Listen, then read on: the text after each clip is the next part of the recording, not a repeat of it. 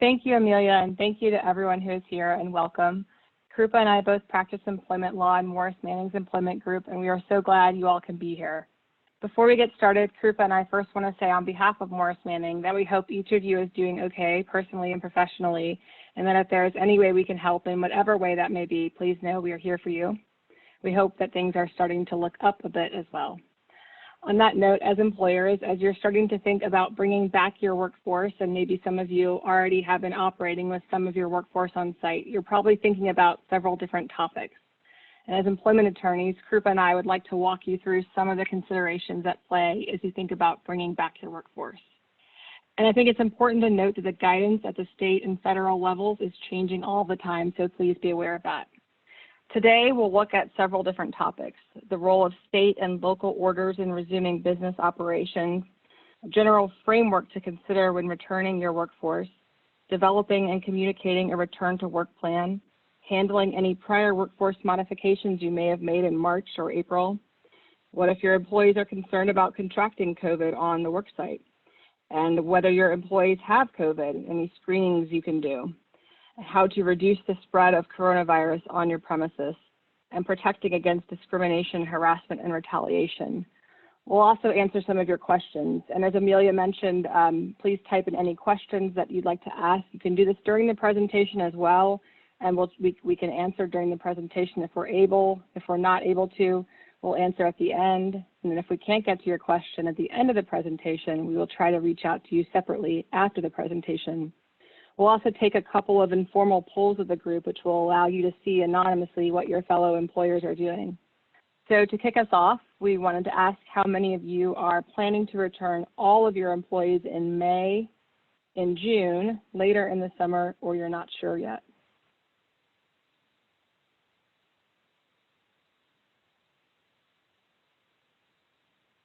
We will leave this poll open for a little while, for a couple of slides probably.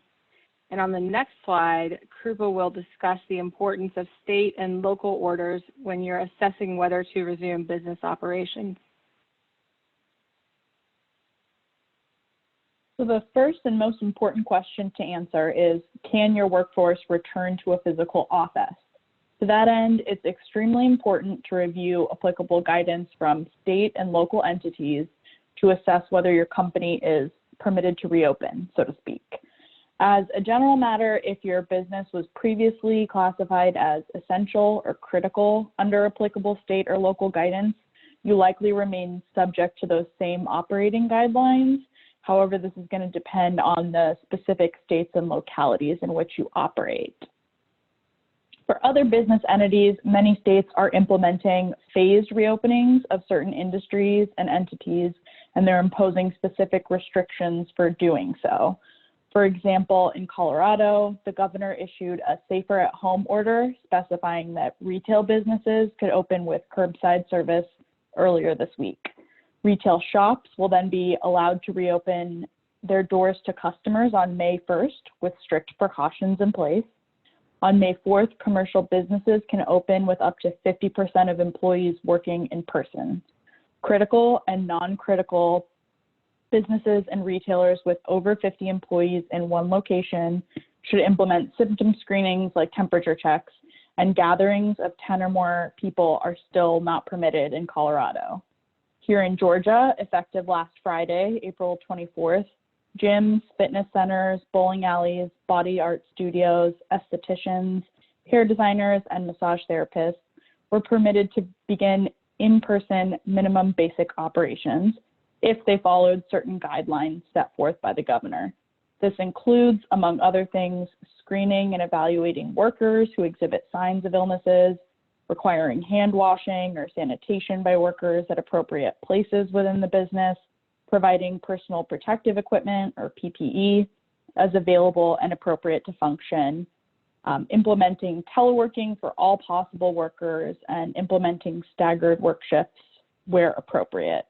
Earlier this week, restaurants were also permitted to provide dine-in services subject to the limitations that I mentioned earlier and some other limitations as well. Finally, in Tennessee, per the Tennessee Pledge, restaurants and retail businesses are permitted to reopen at 50% capacity this week. The guidelines issued by the governor specify that reopening businesses should screen all employees daily. Additionally, high-touch surfaces are to be cleaned at least every 2 hours. And again, the pledge also states that employees should be allowed to work from home as much as possible. We conducted a flash poll with respect to employers with multi-jurisdictional workforces, and it looks like some of the attendees do in fact have employees in more than one jurisdiction. It's really important to remember that because company-wide or blanket return to work policies will not necessarily work for your particular workforces. Return to work guidelines and related employer obligations will vary depending on the specific jurisdictions in which you operate. And again, as Eleanor mentioned earlier, things are changing rapidly, so it's important to continue to review guidance and assess how it impacts your particular workforce. And we're seeing these, what we'll call controls, issued from state and local governments, but also on the federal level, and we'll be talking about these throughout the presentation. Eleanor, can you provide some more context here and discuss how these controls should impact an employer's return to work strategies? Yes, thanks, on the next Krupa. slide. So many of the steps that Krupa discussed that state and local governments are taking are, of course, about requiring businesses to implement certain controls, so limiting the number of customers or requiring temperature checks. And we think it's helpful to think of all of these things in the framework that OSHA gives us for thinking about reducing the spread of an infectious disease at the work site. OSHA talks about this as a 5-part framework, and OSHA considers these 5 measures most effective to least effective. So the first is hazard elimination, and this is teleworking for all, and frankly, this is not going to be feasible for many of you all. It may be feasible, it may not be, it depends on what your business looks like.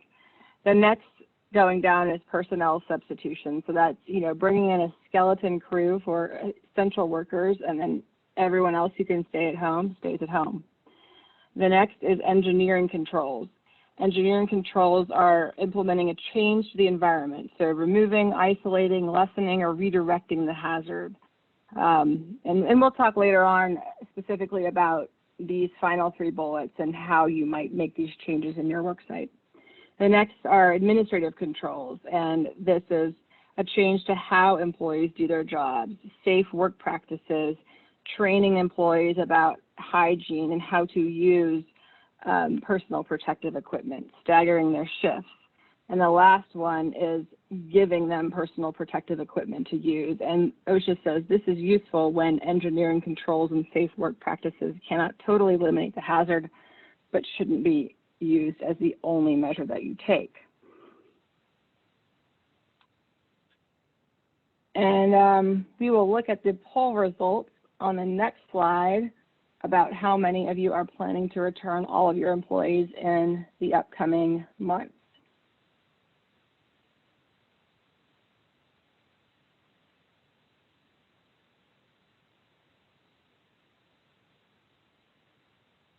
All right, so it looks like 70% of you are unsure when you're planning on returning all of your employees to the work site. And then it's split, 10% has said May, 10% has said, 11% have said June, 10% have said later in the summer. So, many of you are making plans or you're not sure yet what you're going to do. When you are making plans, it's important to ensure that your plan complies with local, state, and federal orders or guidance. As Krupa was discussing, you must follow any mandates in local or state orders, and you must also follow any applicable federal orders or standards for your industry. For example, CDC has a no-sale order for the cruise industry, as I'm sure you've heard about. There are OSHA standards for the construction industry, for example. And then every employer must follow OSHA General Duty Clause 5A1, which says that every employer must provide a worksite free from recognized hazards that are causing or are likely to cause death or serious physical harm. Now, to show compliance with the General Duty Clause, it's a very good idea to perform a hazard analysis. There are 3 components to this. First is to identify high-risk workers. You do this by looking at the jobs they perform. They may be high risk based on the jobs they perform, recent travel they've taken, or individual risk factors such as age or medical conditions. And I'm speaking specifically about COVID-19 in this case. The second is to identify potential exposure sources, looking at how workers are moving throughout the worksite during the day. Where are the places they're touching? Where are the places that this disease might be spreading? And then the third is identifying appropriate control measures. And those are the engineering controls, the administrative controls, and the PPE. How can you reduce the chances that your workers are going to be in contact with this virus? And then OSHA recommends fleshing out this hazard analysis into an infectious disease preparedness and response plan, or an IDPRP, which is a written multi-step analysis explaining what the risks are and how you plan to mitigate them. Now, on the next slide, Krupa is going to discuss business and industry-specific obligations, such as who returns to the office first.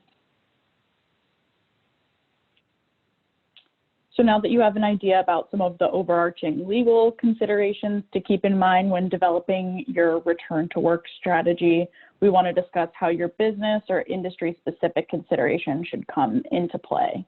If you decide to reopen any physical workspace, you'll need to determine who will return to the office first.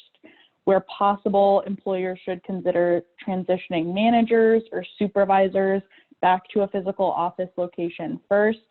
But at a minimum, you should be consulting your managers and your supervisors regarding ongoing remote work capabilities and urgent and non-urgent business needs.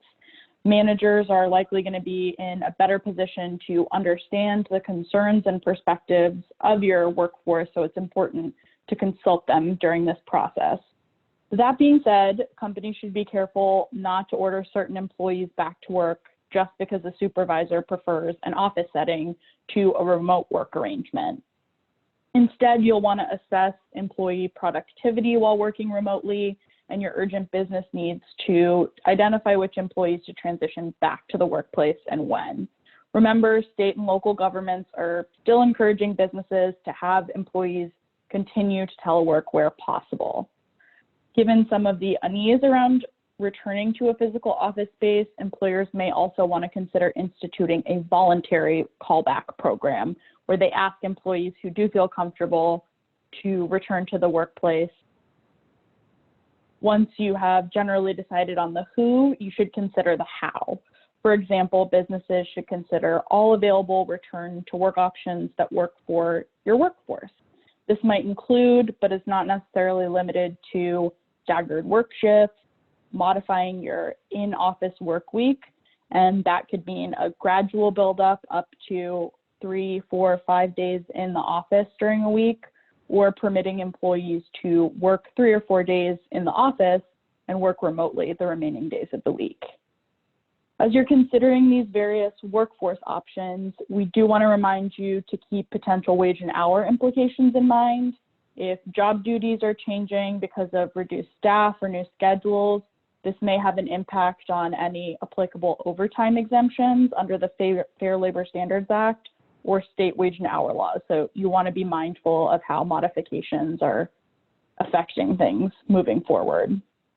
And all of your return to work policies, including the selection process on who returns to work first, should be implemented in a non-discriminatory fashion. It's important to balance fairness towards all employees with your company's legitimate business interests. With respect to communications about your return to work plan, companies should keep their legal obligations and business needs in mind. These communications should be clearly written and, at a minimum, reference applicable state or local guidance that permits return to a physical office, describes measures that you as a company are taking to protect employees, and designates a point of contact for questions about the transition back to the workplace. You should also make it clear to employees that plans may change depending on additional state and federal guidance, and that you'll update them accordingly.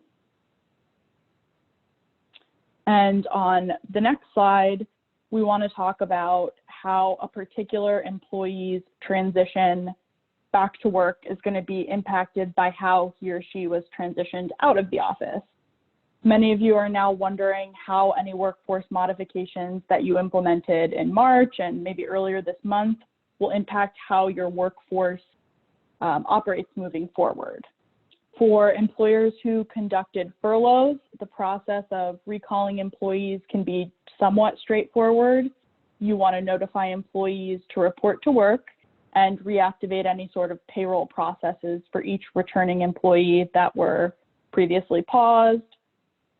We generally recommend notifying employees of their return to work date at least a week in advance if possible, definitely further in advance if you can, but that'll provide you with a little bit of time to address any employee-specific issues that may arise after an employee is notified of his or her return to work date.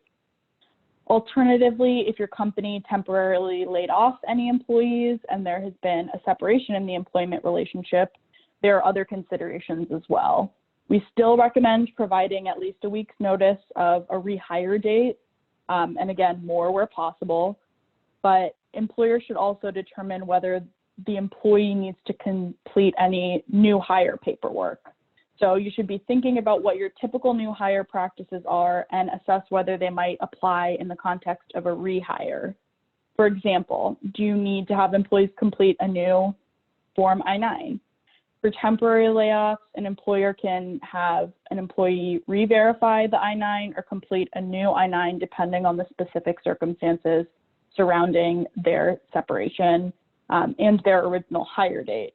So generally, if an employee was temporarily laid off, but they completed their original I-9 more than 3 years prior to their rehire date, you're going to want them to complete a new Form I-9. This paperwork, new hire paperwork, could also include new restrictive covenant agreements, confidential or proprietary information agreements, and things along those lines as well. You'll also want to consider whether your company has any state-specific obligations related to rehire, and you should also review relevant customer contracts and industry-specific requirements to determine whether any additional rehire obligations exist. Examples might be whether you're required to rerun background checks. You want to keep in mind that before you rerun any sort of background checks for rehired employees, you need to have a valid authorization to do so.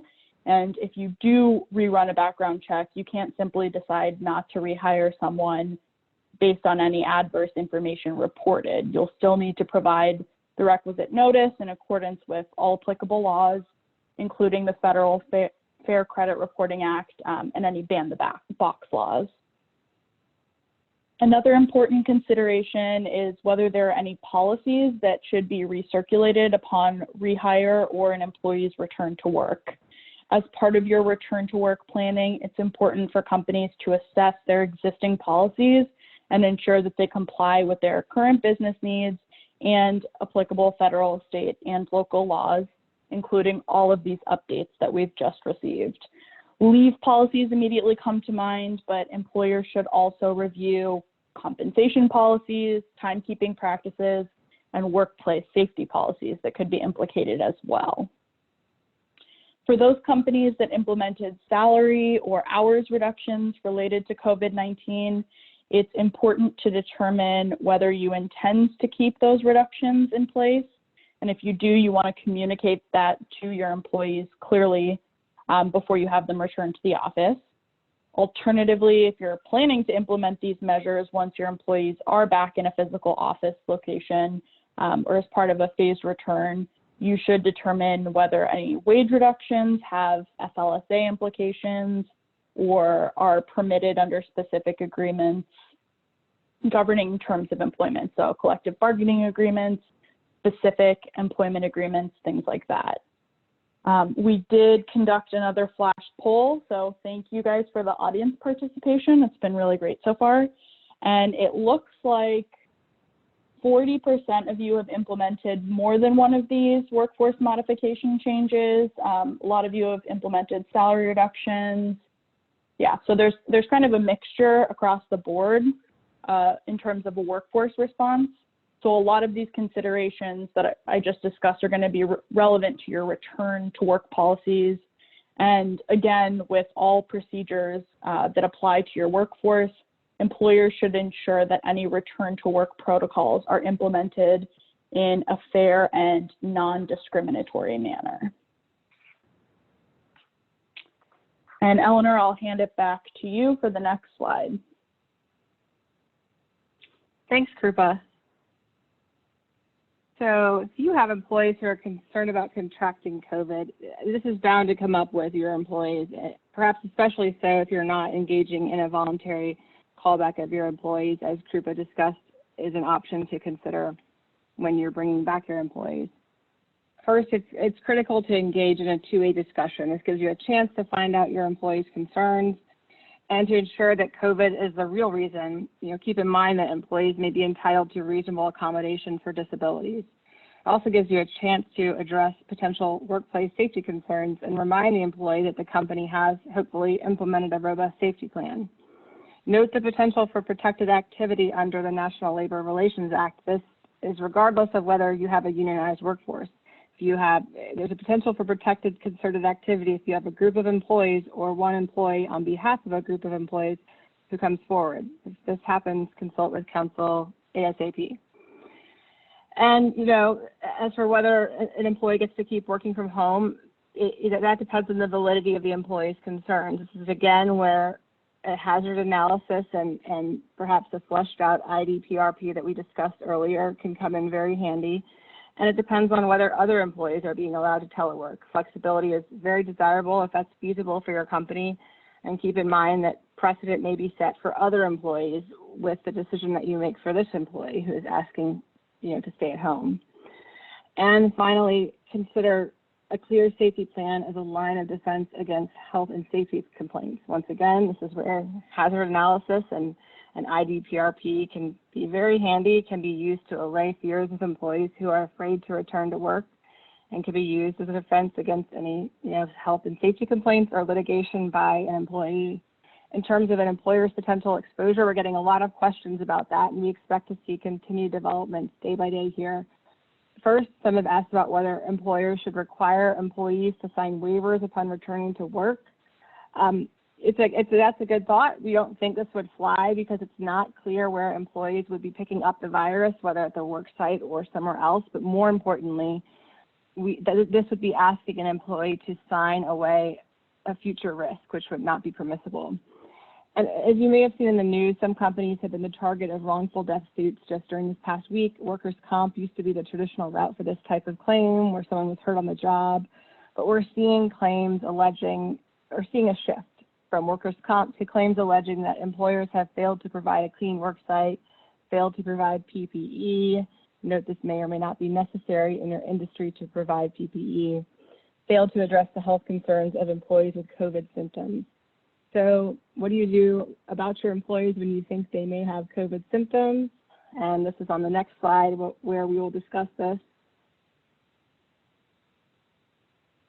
And this is really important because it all ties in with what really is your duty as an employer to take steps to listen to an individual employee's concerns, as we just discussed, and to screen your whole body of employees, as we'll talk about now, as part of ideally that bigger safety plan you're enacting to take steps to reduce the possibility that this virus will spread further on your work site.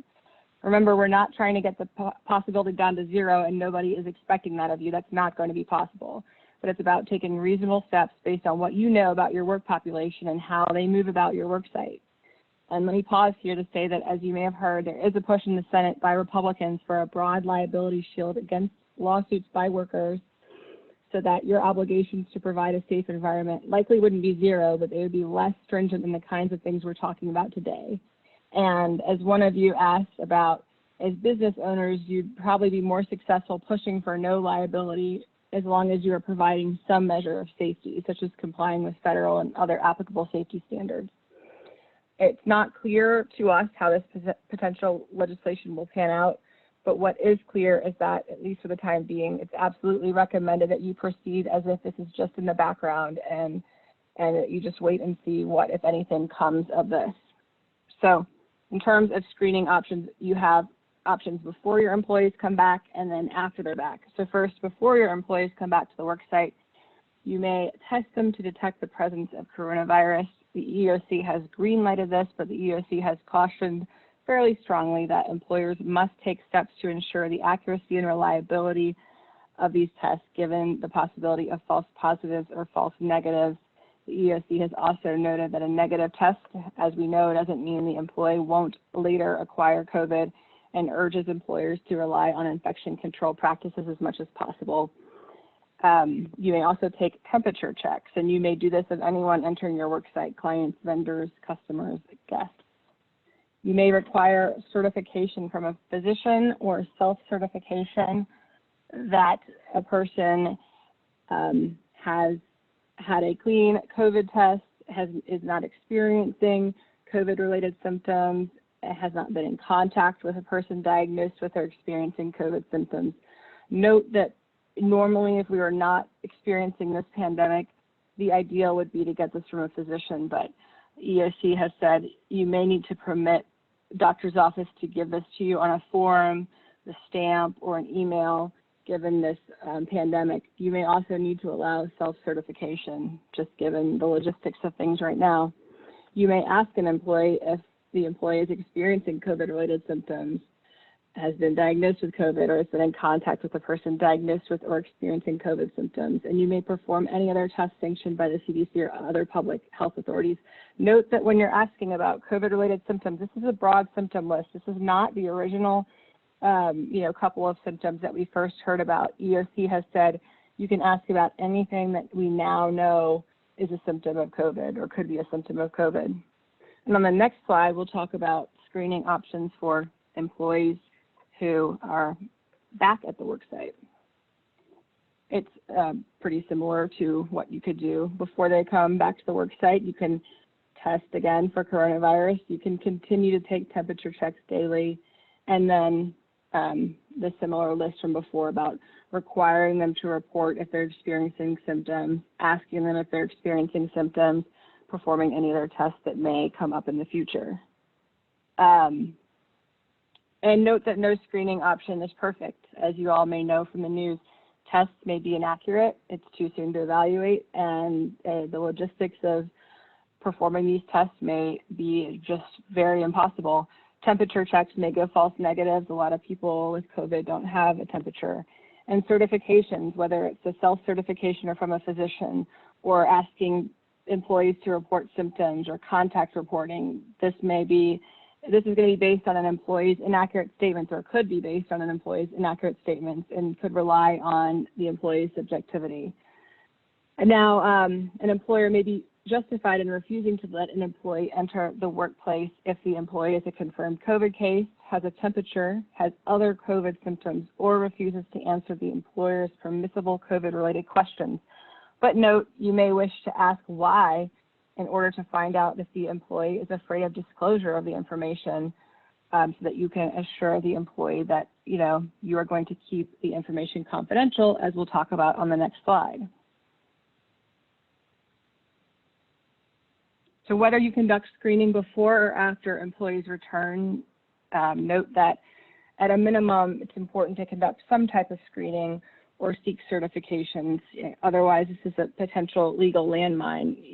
When we talked about OSHA's requirement to take exposure-reducing measures, this is a big one. In the recent lawsuit I mentioned that we're seeing, the lawsuits that we're seeing, there are allegations where employers are noticing that people have symptoms and are doing nothing about it. It is perfectly acceptable for you to go up to someone and say, hey, I'm noticing that you're having a persistent cough. Have you gotten that checked out? What you cannot do is go up to someone who is of advanced age and make an assumption about whether that person has COVID. But you can look at someone's symptoms and ask about what the person has done about COVID, or if the person has tested positive. And then it's important to view screening as an ongoing obligation, as we discussed a moment ago. It's not a one-time thing, it's an ongoing obligation, and this is for your protection against potential claims and keeping your workforce as safe as you can. And then it's important to follow applicable guidance, CDC, EOC, state and local guidance, and checking often for updates because it's changing all the time, and keeping all employee health information confidential. in compliance with the ADA, state or local law, and or applicable company policy. And keep in mind that if an employee is required to obtain a medical certification or test, state law may require you to reimburse that employee for costs and possibly compensate him or her for time spent obtaining the certification or test if the employee is non-exempt under the FLSA. And then apply screening uniformly unless there's an objective reason to single out that employee, like we discussed about seeing an employee with a persistent cough. And then develop and distribute a screening policy that reflects the above. Next slide, please. And there are some additional screening issues. So this is where things can get a little thorny. If you have an employee who was initially screened and didn't show signs of COVID, but later acquired COVID, it's important to think about what you're going to do. Are you going to quarantine the affected employee, shut down the office, deep clean the office, and engage in robust contact tracing, quarantine those additional group of workers? That's probably a good idea, but things to think through. And you may have paid leave obligations under the FFCRA. You may have them under new state or local jurisdictions that have enacted COVID-related leave laws. San Francisco is one, there are others. You may have potential paid leave obligations if your company decides to implement temporary COVID-related leave policies outside of FFCRA for retention purposes. Same goes with anyone who is experiencing COVID symptoms or may have come in contact with someone who's experiencing those COVID symptoms. So those people you've identified in your contact tracing efforts. If you send home an employee and that employee feels well enough to work from home, you'll need to compensate that person as if he or she is working at the office.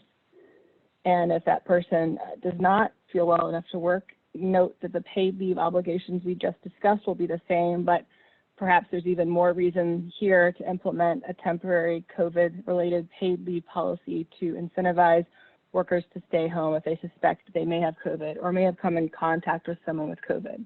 Because you may find that you have a lot of workers who have to go home because they were in contact with your employee zero. And on the next slide, we will discuss some possibilities for reducing the spread of coronavirus on your premises. So these are the three on the bottom of OSHA's list. So we have environmental reconfiguration possibilities. This may include erecting physical barriers, especially important for those of you with open concept workspaces. You can place tape on the floor to show 6-foot separations, move desks so employees are facing away from each other, restrict the use of high-touch communal equipment, especially if employees can bring their own from home, like water fountains, soda machines, fridges. And of course, increasing housekeeping practices. And if you do that, you want to consult CDC and OSHA guidelines when doing so. And note that if employees will be performing housekeeping work, then there are specific CDC guidelines about that, including providing them with PPE and training them on proper PPE use. And as for administrative reconfiguration possibilities, there are many possibilities. A couple of them are to evaluate your high touch points and place single-use towelettes there, trash cans and sanitizer dispensers nearby. Remind employees frequently about touching their faces, washing their hands, and using hand sanitizer. This can go over email and this can go on posters, especially near those high touch areas. And considering staggering your work shift, as Krupa mentioned earlier, to the extent that's feasible for your business. And the last one, providing PPE to your employees. As I mentioned earlier, that this is viewed as a last resort when compared to the above possibilities, but it still can be useful and still should be considered. And note that it is required in some jurisdictions and in some industries. And on the next slide, Krupa is going to discuss discrimination and retaliation issues that may come up. So regardless of whether your employees continue to work remotely or are going to be transitioned back to the office in the coming weeks or coming months, your obligations under federal, state, and local anti-discrimination, anti-harassment, and anti-retaliation laws remain the same. The Equal Employment Opportunity Commission, the EEOC, which for those of you who don't know is the federal agency responsible for enforcing laws prohibiting workplace harassment, discrimination, and retaliation has reported an uptick in complaints regarding mistreatment and harassment of Asian Americans and other people of Asian descent in the workplace. This can be considered actionable and illegal harassment. There is also potential liability if certain at-risk populations, for example, older workers or pregnant workers, are completely excluded from a company's rehire considerations because of, concerns about the spread of COVID-19.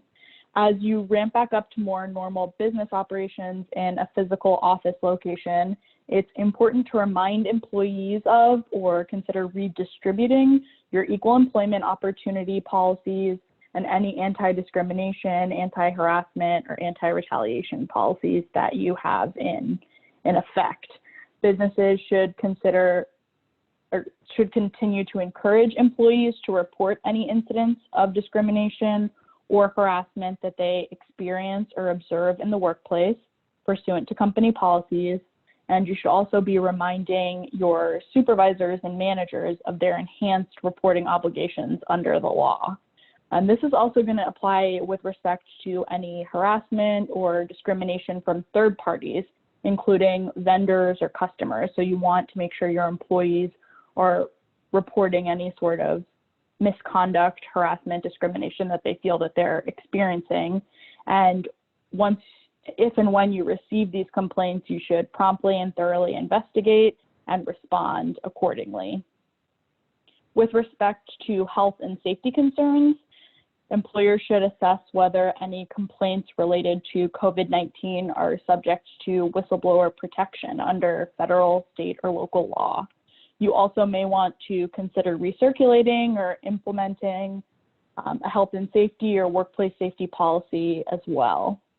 Some practical considerations for employers, as I mentioned earlier, continue to encourage employees to report health and safety concerns, report any concerns about discrimination, harassment, or retaliation, and ensure that your employees have avenues to immediately raise these concerns, particularly those related to health and safety. Employees should never be disciplined or terminated because they raised or escalated complaints about a potential violation of health and safety laws or procedures, including an employer's response to COVID-19. This also applies in the context of protected activity related to complaints of discrimination, harassment, or retaliation. Of course, there may be independent, non-retaliatory reasons for taking adverse action against an employee who previously engaged in this protected activity, but any decision regarding the adverse action should not take the protected activity into account, and you should consult legal counsel before moving forward with any sort of performance improvement plan or disciplinary action. As Eleanor mentioned earlier, Congress does appear to be prioritizing employer protection from COVID-related liability. However, as it stands now, any such protection wouldn't necessarily limit or otherwise protect employers from liability related to claims of discrimination, harassment, or retaliation. So companies are going to want to make sure that their current policies and procedures for addressing employee complaints about discrimination, harassment, or retaliation, this includes health and safety concerns, are complying with applicable law and can be changed to meet, the current realities of today. So for example, if you have an in-person reporting policy or employees are required to submit a hard copy of a complaint in written form, you may want to consider modifying your policy to permit electronic submission or, providing contact information for the designated individuals at your company if an employee needs to raise a concern. So with that, I will hand the reins back to Eleanor to take us into our Q&A session. Thanks, Krupa. If you guys have it, we have a couple of questions that are open, and if anyone has any other questions, please feel free to type those and we can start going through those questions. So one question that's open is how do you request COVID-19 tests before an employee returns to work if they are not experiencing any COVID-19 symptoms. So it's best to request uniformly of all employees, or, before they get back to work, it's going to be hard to single out based on symptoms. You can single out based on symptoms as long as you have a reasonable belief based on objective evidence. So, that cough example, if you see someone with a persistent hacking cough, you can ask, have you been to a doctor? Do you know if you have COVID-19? But before the employees come back to work, you're not going to have that information probably. You cannot ask people who are of advanced age or people have medical conditions. You can't just ask those people about it. So it's best to ask everyone as opposed to singling people out before you have information about symptoms.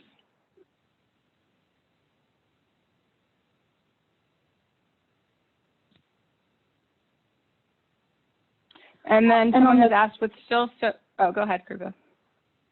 I was going to say on handling common eating areas, that's going to, again, be a jurisdiction and industry-specific issue, but as a practical matter, limiting access to those areas, common eating areas, kind of break rooms like that, is probably going to be a best practice, at least initially.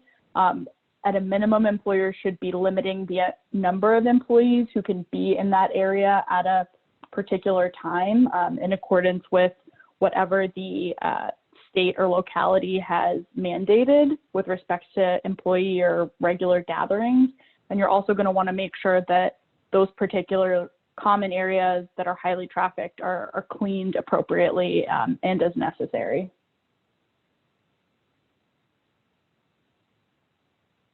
Someone has asked, with still so few tests out there or available, how feasible is it to require certification regarding COVID-19? That's a good question. So what a lot of employers are doing is they are asking employees to certify that they have not had a temperature, and or there are many things you can ask about. You can ask about some of these or all of these.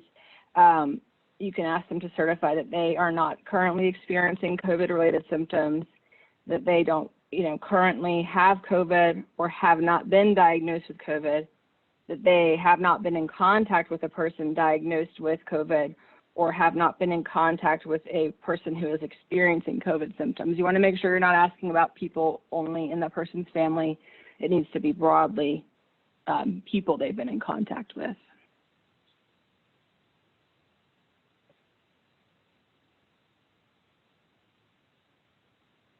As far as someone has asked, will physicians certify an employee if they don't have tests available? That sort of ties into the last question.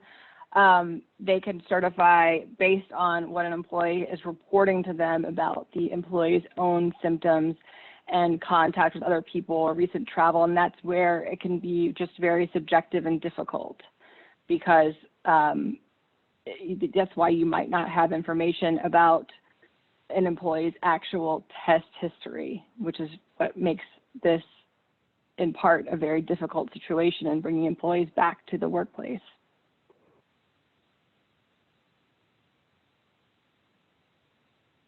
In terms of who does the cleaning, someone has asked, is it staff?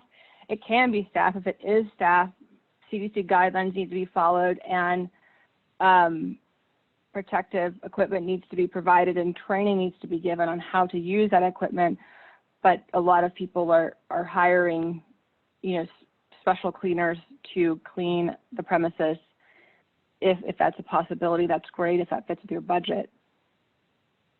But you just be mindful, if you're having staff do it, again, you have more exposure there because, they're the ones cleaning.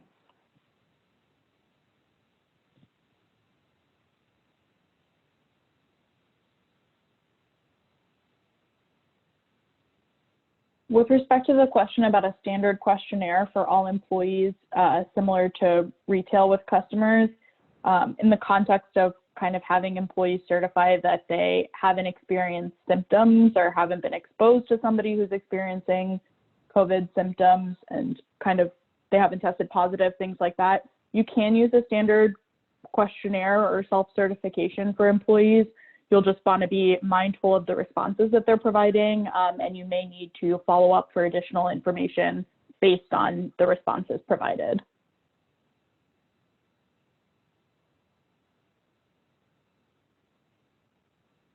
Someone has asked, what should employers do about public bathrooms, because these are often cramped and sanitization is left to building management companies. So any suggestions, she asked? Good question. You are certainly within your rights to close off areas of your building to the public, and this would be a really good time to consider doing that. That would be our suggestion on that one. Now, you may have to have, of course, depending on who's visiting, if it's certain clients or customers, you may have to, of course, have a bathroom or bathrooms available on a floor or floors for those visitors, but a very limited area would be acceptable. Someone has asked for those in an office setting that refuse to comply with safety precautions, so social distancing, et cetera. What actions would we recommend if a discussion with that person doesn't fix the issue? I mean, when you're implementing these workplace safety policies and providing guidance to employees, as with any other policy that's in effect, you can make it clear that employees who continue to violate these guidelines or these policies may be subject to disciplinary action. And I think also, having just a real conversation where you're explaining their refusal to comply with these safety precautions could, risk this, cause a spread of infection in the office place, and it's a real concern. But from a discipline perspective, you do have the ability to discipline employees for failing to comply with these safety protocols. Just going to want to make sure that everything is clearly outlined and that they're aware that they can be disciplined if they fail to comply. In terms of how you perform temperature checks daily before employees enter the office and then send someone home who has a temperature without everyone knowing who it is, EOC has said that you have to do everything you can do to make sure that the employee's identity is not disclosed. But the EOC does acknowledge that, if you're a smaller workplace, it just may happen that people can figure it out, right? But that doesn't mean that you don't keep those walls up and limit it to the people who would normally be in charge of confidential medical information under the ADA and your company policies.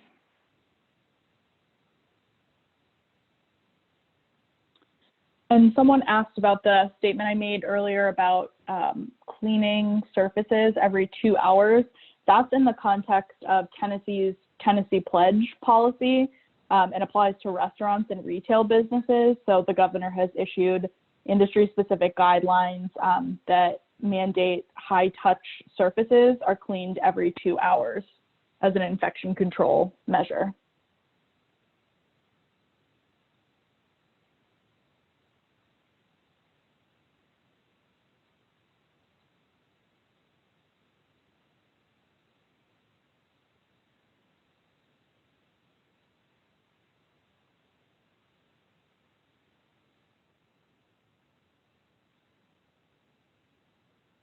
As for the question, someone has asked, can an employer automatically authorize individuals afflicted with pre-existing conditions that make them vulnerable to infection with COVID-19 to continue to work from home once the employer has requested that all other employees return to work? In other words, will that constitute discriminatory conduct in any way? So the employer cannot do that itself. But if an employee has a disability that puts him or her at a greater risk for a severe illness if he gets COVID-19 and therefore asks for a reasonable accommodation, this, is a request for a reasonable accommodation. But note, you may verify whether the employee has a disability and whether COVID-19 actually does put the employee at a higher risk, of a severe illness if the employee contracts COVID-19. So you can't automatically authorize it. You engage in that interactive process with the employee if the employee asks, or if you have reason to believe that the employee has made a request for a reasonable accommodation. And just to piggyback on that as well, if you do have concerns about specific employees, I think engaging in a dialogue with them just about what their doctor recommends in terms of a return to work policy or a return to work protocol, it can be appropriate in this particular circumstance. but you want to be mindful of kind of not implementing a blanket policy with respect to those individuals and prohibiting them from returning to the workplace.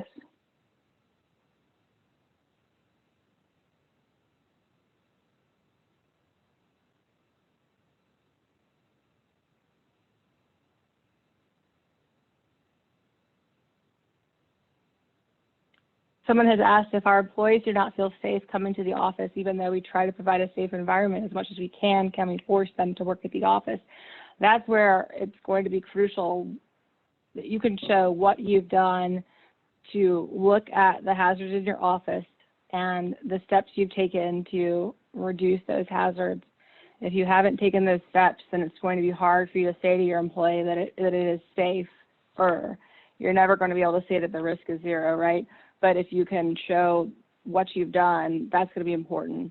And if you've engaged in this really robust hazard analysis and maybe fleshed it out into that IDPRP, that's going to be really strong. It's going to be really hard for the employee to have a leg to stand on if you have to part ways with that employee.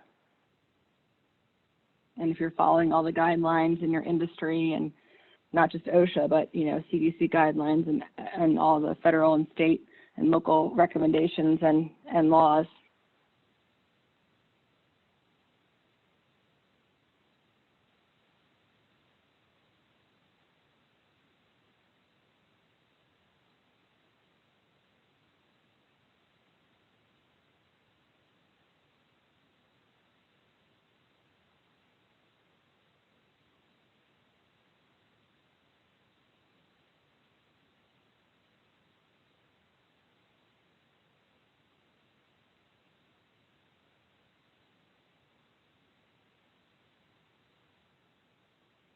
There's a question here about if an employee has a high-risk child, can the employee stay home if other workers are required to return? Should the employer require a doctor's note on the child or do not ask? If I'm understanding this question correctly, it may be asking about the child's disability, in which case you should not ask. But if I'm understanding that incorrectly, then please feel free to type more, and then we can follow up on your question better.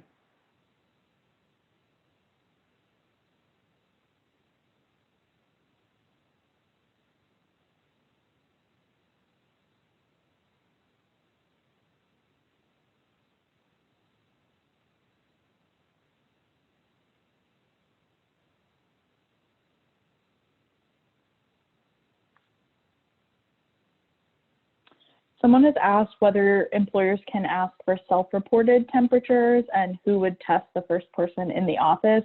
So you can request, you can ask employees to fill out certifications that require them to provide information about their recent health issues, if any. So you can ask them to designate whether they've had a fever of 100.4, which is, I think, what the CDC has identified as the appropriate fever temperature.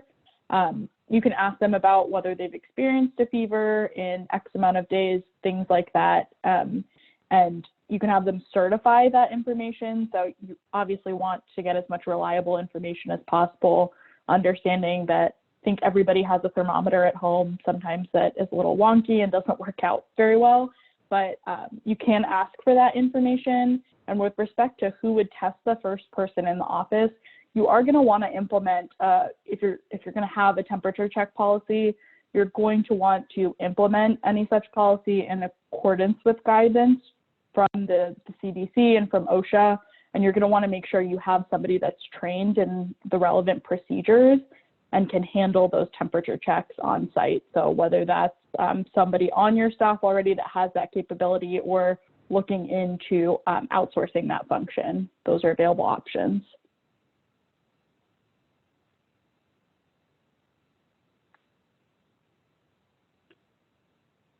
Well, unfortunately, we are out of time. We want to thank you all again so much for attending. We hope it was useful. For those of you who have commented anonymously, we really hope that you reach out to us and we can follow up and answer your questions, because we are not able to get to everyone's questions. And for those of you who are not anonymous, we will reach out to you. And again, thank you so much, and we hope everybody stays well and take care.